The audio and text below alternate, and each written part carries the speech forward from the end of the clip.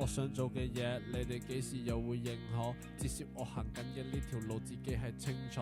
幾多人會送上安慰，當我迷失自我，但係冇諗過後悔，因為我曾經試過。唔出名想有人聽我屌你係傻的嗎？仲想拯救身邊周圍爛又梅的花。IG 求其打句英文就叫藝術家，唔該你返歸匿埋再搵返你嘅媽媽。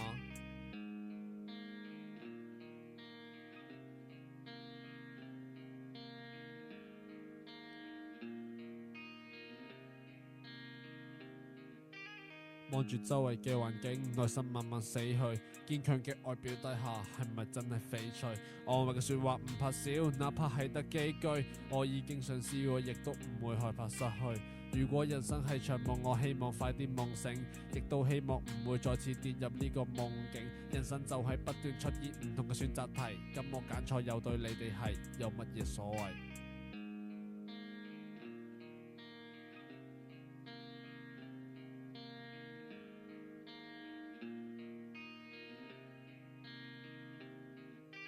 你哋喺背後點討論 I don't give a fuck， 繼續活喺我嘅陰暗面，再同我講道德。如果時間可以倒退，我用生命嚟換。你哋淨係識得對呢個世界批判。人生其實都係生不帶來死不帶走。如果係咁在意就請你唔好放手。但係經歷過程其實就已經係擁有。總有一日你回望會見到你嘅所有。